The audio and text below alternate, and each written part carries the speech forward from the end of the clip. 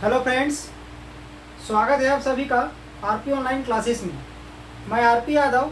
आज का इस क्लास में हम पोलर कर्व का कर्व ट्रेसिंग बताने वाले हैं।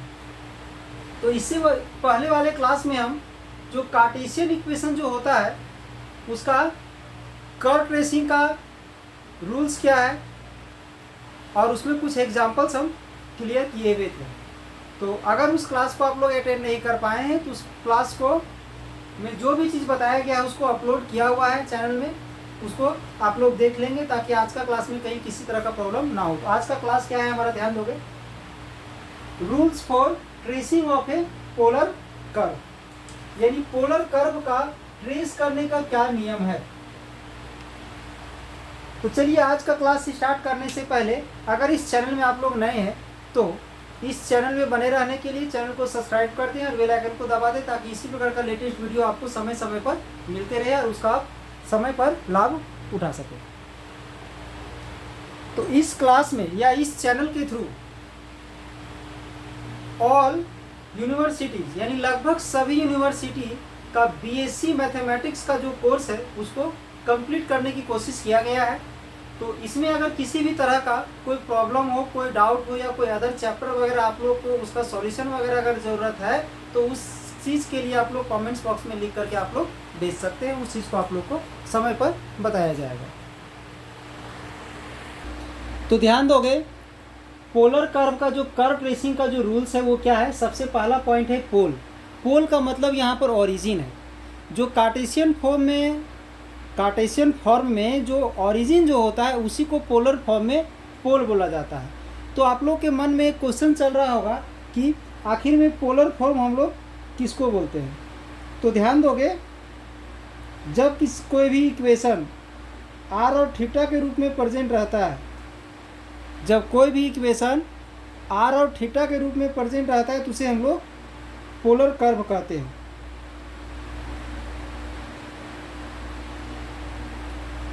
और अगर कोई भी इक्वेशन एक्स और वाई के रूप में रहता है तो उसे हम लोग कार्टेशियन इक्वेशन कहते हैं। तो अगर कर्व हमारा पोलर कर्व है तो उसको ट्रेस करने का सबसे पहला पॉइंट क्या है कि हम लोग चेक करते हैं पोल। पोल यानी ओरिजिन, यानी कर्व हमारा ओरिजिन से पास कर रहा है या नहीं कर रहा है, उस चीज़ को हम लोग चेक करते हैं। तो कैसे चेक करेंगे उसके लिए, तो ध्यान दोगे, if r equal to 0 for any real value of theta, मतलब थीटा का किसी भी मान के लिए अगर r का वैल्यू 0 आ जाए, किसी भी मान के लिए, मतलब r का वैल्यू हम कुछ भी ले लें, सॉरी r का नहीं, थीटा का value 0 degree, 30 degree, 60 degree, 90 degree वगैरह कोई भी एंगल, किसी भी एंगल पर, कोई भी रियल एंगल पर अगर r का वैल्यू 0 आ रहा है तो हम बोलेंगे कर्व जो है सो हमारा पोल से पास कर रहा है। सिमेट्री हम लोग कैसे चेक करते हैं, तो ध्यान दोगे, सिमेट्री चेक करने के लिए if by putting minus theta for theta, यानी इक्वेशन में जिस जगह पर थीटा है उस थीटा को हटा देंगे और उसके जगह पर हम माइनस थीटा पुट कर देंगे। The equation of the curve does not change, और इक्वेशन ऑफ द कर्व जो है सो चेंज नहीं होता है। Then curve is symmetrical about initial line, initial line मतलब ओ एक्स यानी एक्स एक्सिस के अबाउट सिमेट्रिकल होगा। On putting pi minus theta for theta, अब अगर थीटा के जगह पर पाई माइनस थीटा हम पुट करते हैं, the equation of the curve does not change,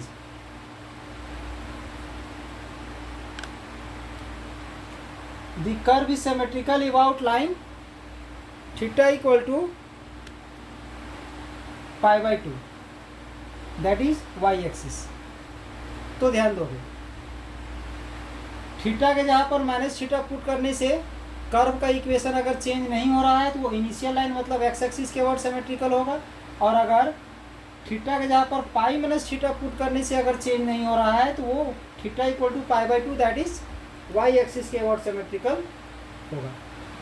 इसके बाद नेक्स्ट पॉइंट है सिमेट्री का, ध्यान दोगे, on putting minus r for r, that is r के जहाँ पर अगर हम माइनस आर पुट कर देते हैं, the equation of the curve does not change, that is curve contains only the even power of r, मतलब जो इक्वेशन ऑफ द कर्व है उसमें r में इवन पावर है, then curve is symmetrical about pole. तो curve जो है सो किसके अबाउट सिमेट्रिकल होगा, तो पोल के अबाउट सिमेट्रिकल होगा। अब इसके बाद अगर कर्व हमारा पोल से पास कर रहा है तो पोल का टेंजेंट हमें निकालना है। तो सीधी सी बात है, r का वैल्यू 0 लेने से थीटा का वैल्यू जो आए, मतलब थीटा का जिस मान पर r का वैल्यू 0 आ रहा था वही हमारा क्या होगा, equation of the tangent at the pole. Intersection of the curve with OX and OY, यानी x एक्सिस और y एक्सिस के साथ कर्व का इंटरसेक्शन हम लोग निकालेंगे। तो कैसे निकालेंगे, we find out the value of r का वैल्यू फाइंड करेंगे by putting theta equal to 0 and theta equal to π/2। तो थीटा इक्वल टू 0 पुट करने से r का जो वैल्यू आएगा उससे हमारा OX एक्सिस का इंटरसेक्शन पता चलता है, और थीटा इक्वल टू π/2 पुट करने से जो r का वैल्यू आएगा उससे OY का इंटरसेक्शन पता चलता है। इसके बाद हम लोग रीजन निकालेंगे। तो रीजन कैसे निकालना है, अलग अलग क्वेश्चन के लिए अलग अलग कंडीशन अप्लाई होता है, क्वेश्चन से क्लियर हो जाएगा। उसके बाद एसिम्प्टॉट्स, तो पोलर फॉर्म का, पोलर कर्व का एसिम्प्टॉट्स जो है सो हम बता चुके हैं। अगर आप लोग नहीं देखे हैं तो चैनल में जा कर के देखोगे ताकि यहाँ किसी तरह का प्रॉब्लम ना हो। और उसके बाद हम लोग क्या करते हैं,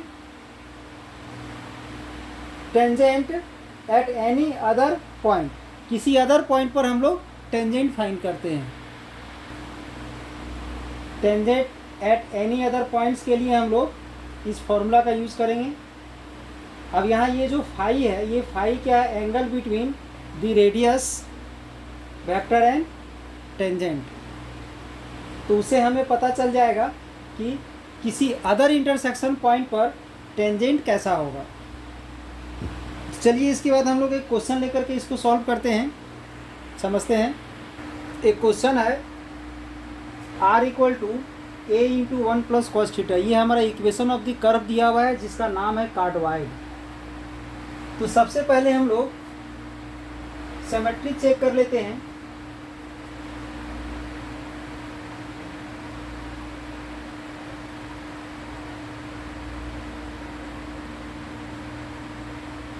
तो इसमें ध्यान दोगे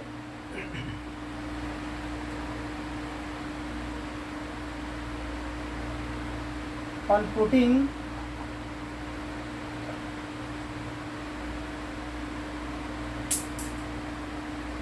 माइनस थीटा फॉर थीटा, यानी इस इक्वेशन में जहाँ पर थीटा है वहाँ पर हम लोग माइनस थीटा पुट कर दे रहे हैं।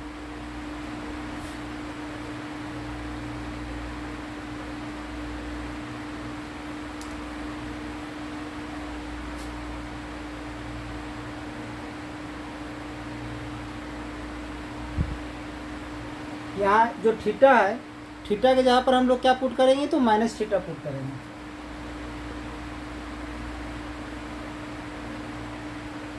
तो 11th क्लास ट्रिगोनोमेट्री में आप लोग पढ़े होंगे, कॉस का एंगल जो माइनस रहता है वो माइनस हट जाता है, यानी प्लस हो जाता है। तो यहाँ पर ध्यान दोगे, इक्वेशन जो है सो चेंज नहीं किया है। That is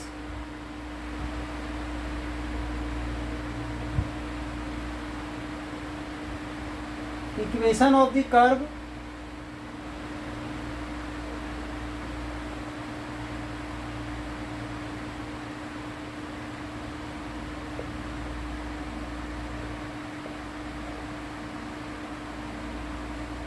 does not change।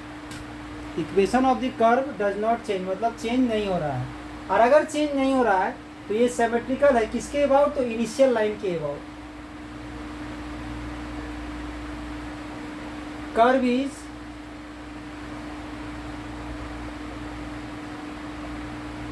Symmetrical about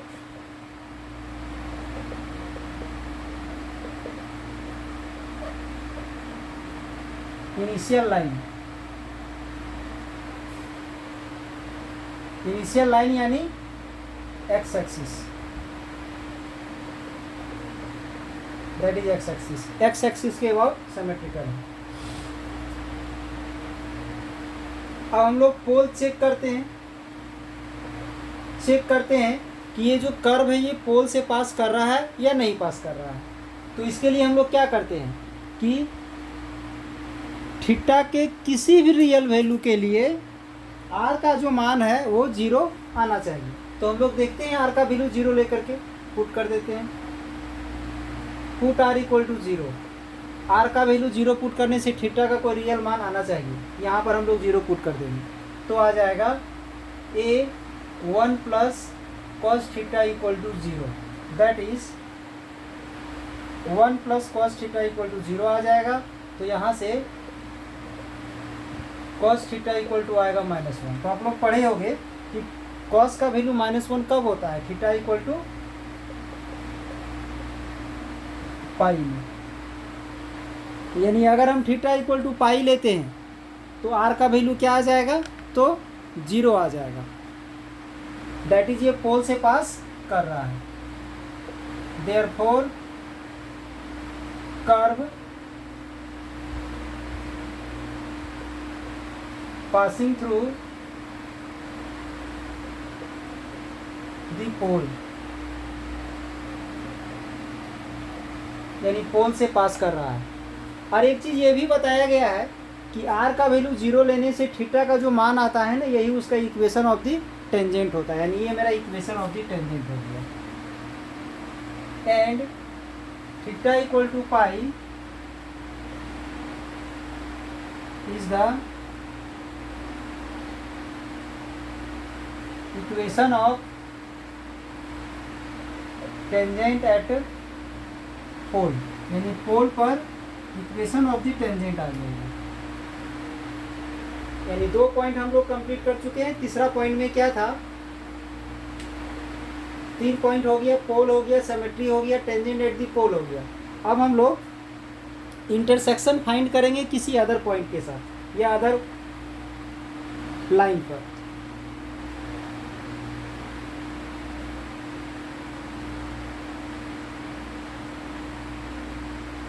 intersection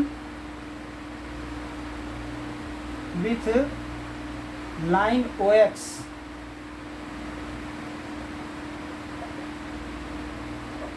and OY। Line OX और OY के साथ इसका इंटरसेक्शन निकालेंगे। तो ध्यान दो,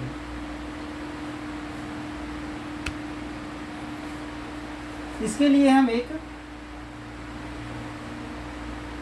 इसका वेरियस रिजल्ट लेते हैं। ध्यान दो,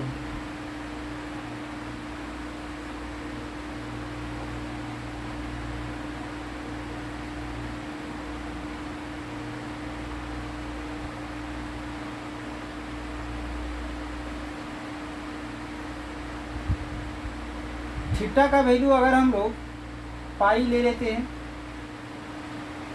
या 0 से ही स्टार्ट करते हैं। थीटा का वैल्यू अगर हम 0 लेते हैं तो इक्वेशन में ध्यान दोगे,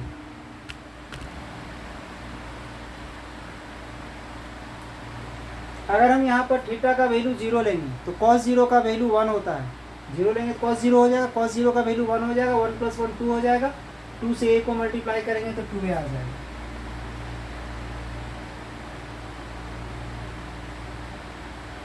अब इसके बाद अगर थीटा का वैल्यू हम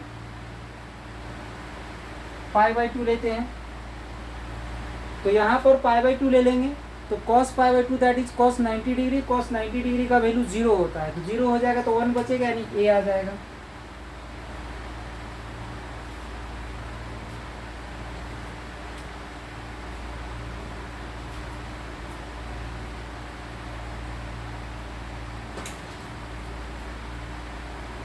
इसके बाद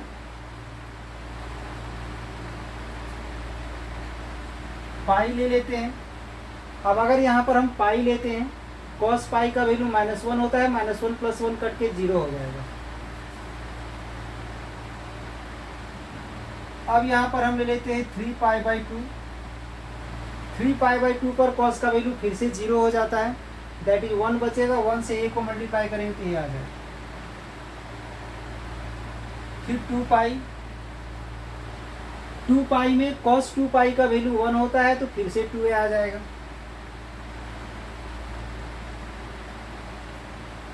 यानी ध्यान दोगे यहाँ पर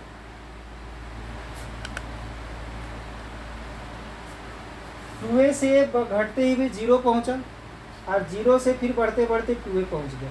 मतलब जीरो से 2 पाई में उसका ये कंप्लीट रोटेशन पूरा हो जा रहा है। मतलब जहाँ से हाईएस्ट वैल्यू से लोवेस्ट तक पहुँचा और लोवेस्ट से फिर हाईएस्ट आ गया। मतलब एक कंप्लीट रिवॉल्यूशन, जहाँ जैसा था वैसा ही पहुँच गया। मतलब 0 से 2 पाई तक में वो कंप्लीट 1 रिवॉल्यूशन ले चुका है।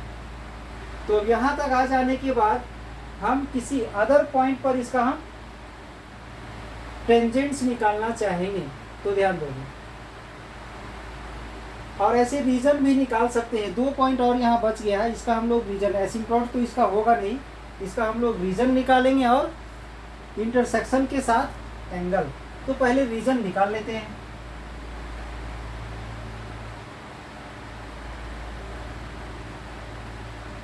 तो इसका रीजन निकालना काफ़ी सिंपल है, ध्यान दोगे।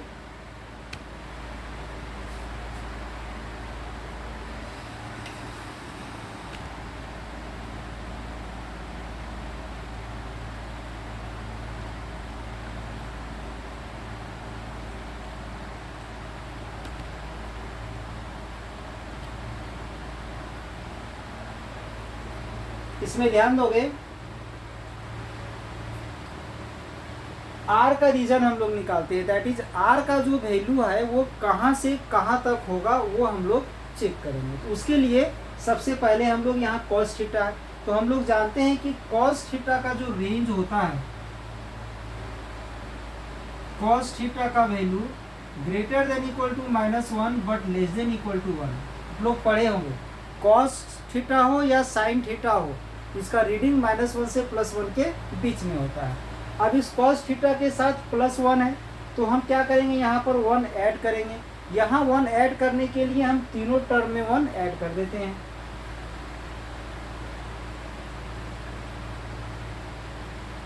एडिंग 1 वी गेट, यहाँ 1 ऐड करेंगे तो 0 आ जाएगा। यहाँ पर आ जाएगा 1 प्लस कॉस थीटा और यहाँ 1 + 1 का 2 आ गया। अब यहाँ ध्यान दोगे 1 प्लस कॉस थीटा में a मल्टीप्लाई है, तो यहाँ पर हम लोग a मल्टीप्लाई कर देते हैं।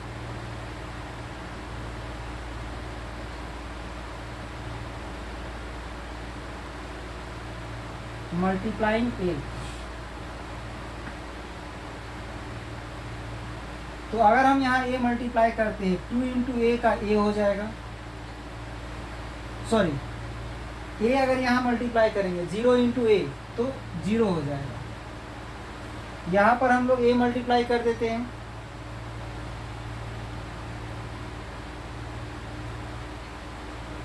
और अगर इधर मल्टीप्लाई करोगे तो 2a आ जाएगा। अब इसका ध्यान दोगे, ये जो वैल्यू है, ये इसका वैल्यू क्या है यहाँ पर, तो r दिया हुआ है।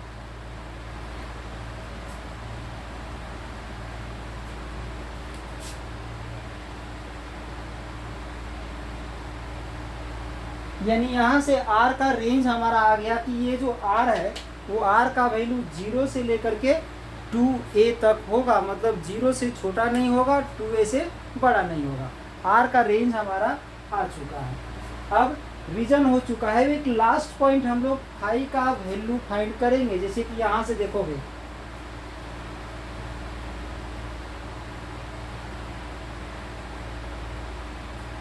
ये है थीटा इक्वल टू 0, ये है थीटा इक्वल टू π/2, ये है थीटा इक्वल टू पाई, ये है थीटा इक्वल टू 3π/2 और ये है थीटा इक्वल टू 2 पाई। खैर ये तो थीटा इक्वल टू 0 और ये theta equal to 2 pi same line को रिप्रेजेंट करता है। इन चारों में हम जो होगा इंटरसेक्शन, वहाँ पर टेंजेंट रेडियस वेक्टर के साथ कितना एंगल बना रहा है वो फाइंड करेंगे। तो उसके लिए हम लोग इसमें जाएंगे। तो यहाँ पर हम एक बार रिपीट कर देते हैं, ध्यान दोगे। सबसे पहले हम सिमेट्री चेक किए हैं यहाँ पर। तो सिमेट्री के लिए यहाँ पर हम कुछ कंडीशंस बताएं, फर्स्ट, सेकेंड एंड थर्ड बताएं हैं कि जब थीटा के जगह पर -θ पुट करने से कर्व का इक्वेशन में कोई चेंजिंग नहीं आएगा, तो वो इनिशियल लाइन के अबाउट सिमेट्रिकल होगा। और थीटा के जगह पर π-θ रखने से अगर कोई चेंज नहीं होगा तो थीटा इक्वल टू π/2 यानी OY मतलब y एक्सिस के अबाउट सिमेट्रिकल होगा। और आर के जगह पर माइनस आर रखने से अगर किसी प्रकार का चेंज नहीं होगा, दैट इज इक्वेशन में आर में जो इवन पावर है तो वो पोल यानी ओरिजिन के अबाउट सिमेट्रिकल होगा। तो यहाँ पर हम क्या किए हैं कि थीटा के जगह पर माइनस थीटा पुट कर दिए, तो पुट करने से इक्वेशन में कोई चेंजिंग नहीं आया, यानी ये इनिशियल लाइन यानी एक्स एक्सिस के अबाउट सिमेट्रिकल होगा। ठीक है, इसके बाद हम पोल चेक किए। तो पोल के लिए क्या बताया गया था कि पोल के लिए बताया गया था कि थीटा का किसी भी रियल वैल्यू के लिए आर का मान 0 आना चाहिए। तो हम आर का मान 0 ले लिए और सॉल्व किए, तो थीटा का वैल्यू पाई आया, मतलब थीटा का वैल्यू रियल है। दैट इज थीटा का वैल्यू अगर हम पाई ले लेंगे इस इक्वेशन में तो आर का मान 0 आएगा। दैट इज ये पोल से पास कर रहा है। अगर पोल से पास करता है तो पोल का हम लोग टेंजेंट निकालते हैं। आर का मान 0 लेने से थीटा का जो वैल्यू होता है वही उसका इक्वेशन ऑफ द टेंजेंट होता है एट दी पोल। तो ये हमारा वैल्यू आया है, ये हमारा equation of the tangent at the pole हो गया। अब इसके बाद हम लोग क्या करते हैं, intersection with O X and O Y, यानी एक्स एक्सिस और वाई एक्सिस के साथ इसका इंटरसेक्शन निकालने के लिए हम यहाँ पर ये निकालेंगे। तो थीटा का मान जब हम 0 लिए तो आर का वैल्यू 2 आया, थीटा का मान जब π/2 लिए तो आर का वैल्यू a आया, थीटा का वैल्यू पाई लिए तो आर का वैल्यू 0 आया, थीटा का वैल्यू 3π/2 लिए तो आर का वैल्यू a आया, थीटा का वैल्यू 2π ले लिए तो आर का वैल्यू हमारा 2a आ गया। यानी ये जो है सो हमारा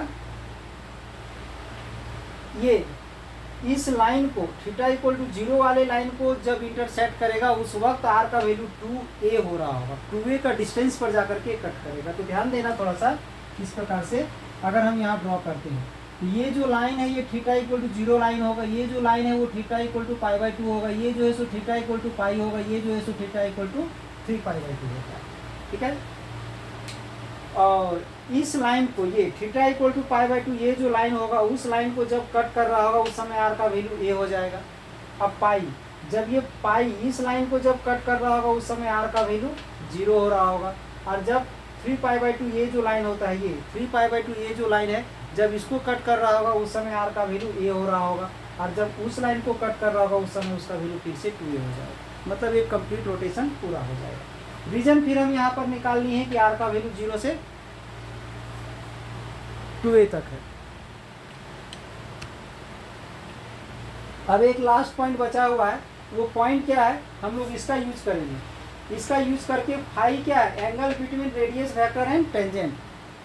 तो इस फाई का वैल्यू निकालेंगे कहाँ पर, इस कंडीशन में, इस कंडीशन में, इस कंडीशन में और इस कंडीशन में, चारों कंडीशन में हम लोग फाई का मान निकालेंगे, उसके बाद कर्व हमारा ट्रेस हो जाएगा। अब ध्यान दोगे, इसका यूज करने के लिए हमें पहले D theta by d are निकालना होगा। तो D theta by d are निकालने के D r by d theta निकाल लेते हैं। तो उसके लिए हम क्या करेंगे, इक्वेशन ऑफ द कर्व को हम लोग डिफरेंशिएट करेंगे थीटा के रिस्पेक्ट में।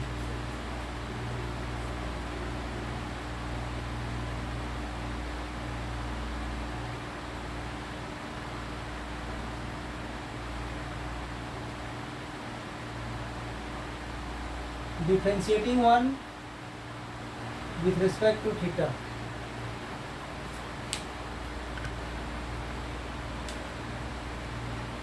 Differentiating one with respect to theta, theta के रिस्पेक्ट में इसे डिफरेंशिएट करेंगे तो आर, आर का differentiation d r by d theta हो जाएगा। इसके बाद ए कॉन्स्टेंट है, 1 का 0 हो जाएगा और कॉस का हो जाएगा माइनस साइन थीटा, यानी आ जाएगा माइनस ए साइन थीटा। अब हम लोग इसका यूज कर देते हैं यहाँ से, ये जो नीचे जो था क्या था,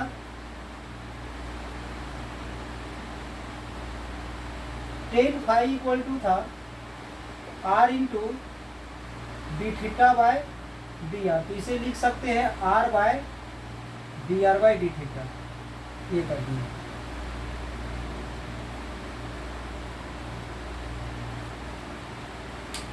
r into d theta by d r, इसे रेसिप्रोकल कर देंगे तो d r by d theta हो जाएगा। अब ये जो आर है, आर का वैल्यू यहाँ से हम पुट कर देते हैं,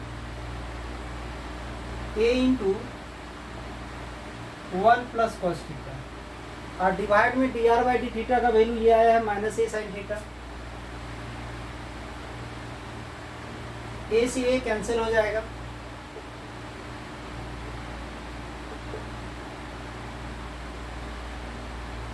1 प्लस कॉस थीटा का फॉर्मूला अप्लाई करेंगे तो आ जाएगा 2 cos square theta by 2, 2 cos square theta by 2, और इसका आ जाएगा -2 sine theta by 2 into cos theta by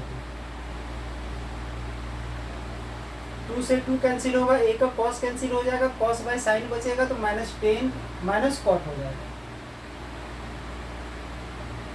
इसमें एक फॉर्मूला हम अप्लाई करेंगे इसको 10 में कन्वर्ट करने के लिए, पढ़े होंगे आप लोग 11th क्लास में, 10 pi by 2 plus theta equal to minus cot theta, ये पढ़े होंगे। 10 pi by 2 plus theta equal to minus cot theta, तो माइनस कॉट है तो यहाँ पर हम इसको लिख सकते हैं 10 pi by 2 plus theta by 2,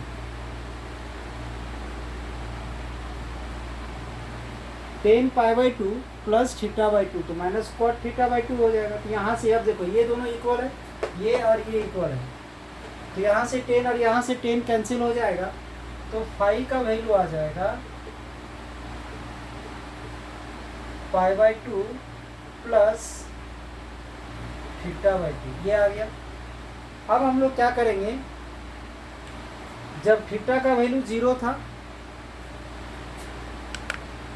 जब थीटा का वैल्यू 0 था उस समय फाई का मान निकाल लेंगे, थीटा का वैल्यू पाई बाई 2 था उस समय पाई का मान निकाल लेंगे, थीटा का वैल्यू जब पाई था उस समय निकाल लेंगे, थीटा का वैल्यू 3 पाई बाई 2 था उस समय निकाल लेंगे। एट थीटा इक्वल टू 0, जब थीटा का वैल्यू यहाँ 0 पुट करेंगे तो फाई का वैल्यू क्या आ जाएगा, pi by 2। At theta equal to pi by 2, theta का वैल्यू यहाँ पाई बाई 2 पुट करेंगे, तो यहाँ पहले से पाई बाई 2 है और यहाँ पर पाई बाई 2 करेंगे तो पाई बाई 4 हो जाएगा। तो ध्यान दोगे ये 90 डिग्री और ये 45 डिग्री, दैट इज 135 डिग्री। अब थीटा इक्वल टू पाई में फाइंड कर लेते हैं। जब थीटा का वैल्यू यहाँ हम लोग पाई लेंगे तो पाई बाई 2 हो जाएगा, pi by 2 plus pi by 2 that is pi आ जाएगा। अब at theta equal to 3 pi by 2 ले लेते हैं। जब यहाँ पर 3 पाई बाई 2 लेते हैं तो क्या आएगा, पाई by 2 plus 3 pi by 4, 3 pi by 4 यानी 135 और 90।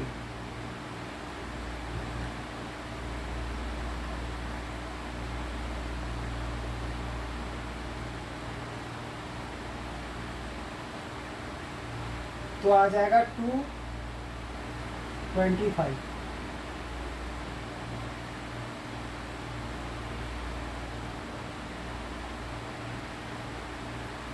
तो अब हम लोग यहाँ से इसका कर्व ट्रेस कर सकते हैं। ध्यान दोगे फाई क्या था, angle between the radius vector and tangent. अब ध्यान दो, यहाँ से हम लोग कर्व ट्रेस करेंगे तो सबसे पहले यहाँ पर हम लोग लाइन ले लेते हैं।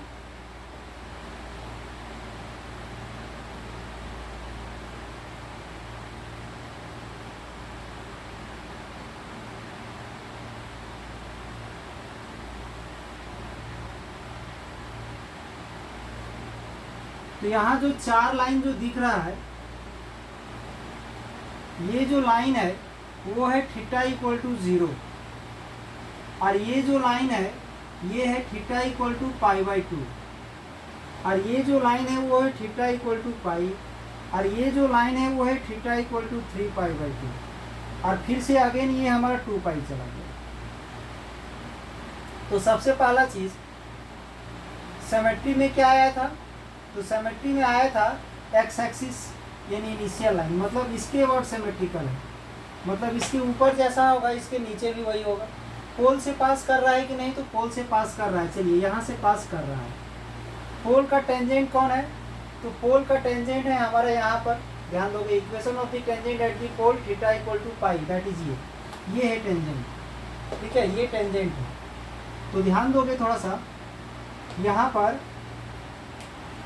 4 लाइन है, जो चारों में से कोई एक ही टेंजेंट का काम करेगा। अगर ये टेंजेंट बनता हमारा, तो पता है कर्व कैसा होता, तो कर्व या तो ऐसा होता, ऐसा, तो ऐसा होता नहीं है। ओरिजिन पर ना टेंजेंट है तो हाफ टेंजेंट का काम करेगा ये। अगर ये लाइन मेरा टेंजेंट है तो यहाँ से इस प्रकार से जाए, ऐसे इस प्रकार से रहता पूरा तो टेंजेंट बनता, बट हाफ टेंजेंट का मतलब आधा ही टेंजेंट बनाएगा। ये टेंजेंट मतलब इस प्रकार से जाएगा, बट हमारा ये टेंजेंट बन रहा है तो यहाँ से इस प्रकार से जाएगा, ऐसा होगा।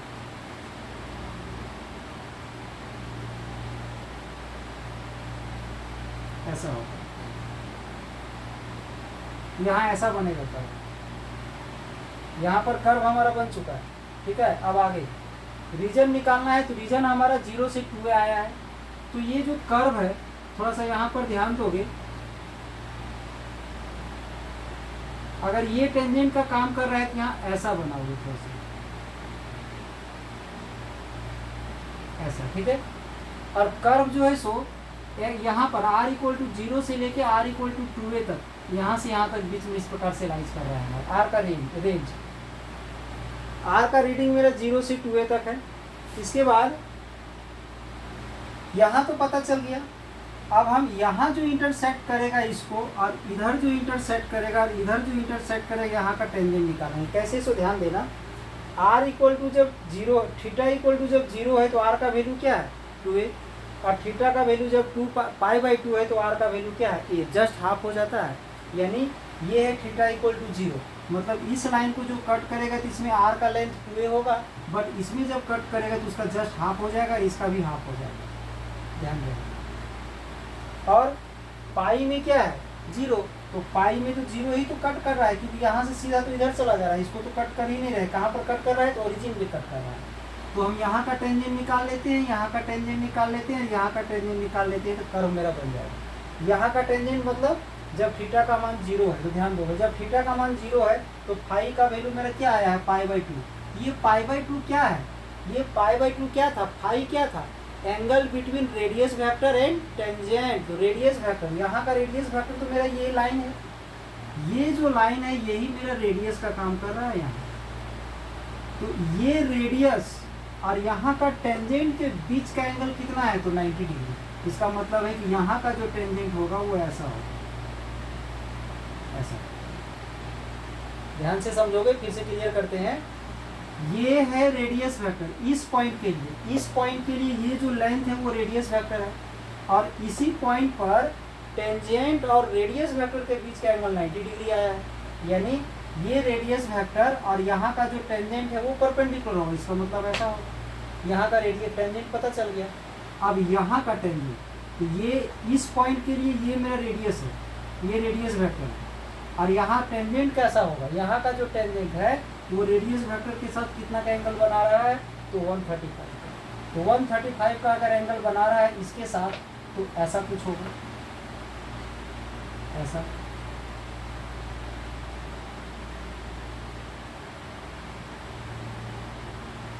ऐसा होगा, क्योंकि इसके साथ 135 का एंगल बनना चाहिए। इसके साथ 135 का एंगल पर कोई भी लाइन अगर हम ड्रॉ करेंगे तो इस प्रकार का भी लाइन हो सकता है। ये रेडियस वेक्टर है इधर, तो इसका मतलब है कि यहाँ ये टेंजेंट है, यहाँ ये अगर टेंजेंट है, बाहर तो जाएगा नहीं, रेंज तो मेरा यहाँ से यहीं तक है, बाहर नहीं जाएगा। इसका मतलब है कि यहाँ का कर्व ऐसा हो जाएगा। यहाँ क्लियर हो गया, ध्यान दो, यहाँ क्लियर हो गया, यहाँ क्लियर हो गया। इसका सीधा सा मतलब है ये यहाँ से ऐसे जाते हुए जाके उसको टर्न करेगा, ध्यान दीजिए, ऐसा जाएगा, ऐसा जाएगा। अब यहाँ पर अगर हम टेंजेंट लाइन ऐसी इस प्रकार से टेंजेंट लाइन ड्रॉ कर देंगे तो इसके साथ तो 135 का ही एंगल बनेगा, टेढ़ा बनेगा ही बनेगा, क्योंकि ऐसा रहता तो 90 डिग्री बनता, लेकिन थोड़ा सा झुका हुआ है तो 135 का एंगल बनेगा। यानी ये जो है सो हमारा कर्व ट्रेस हो गया।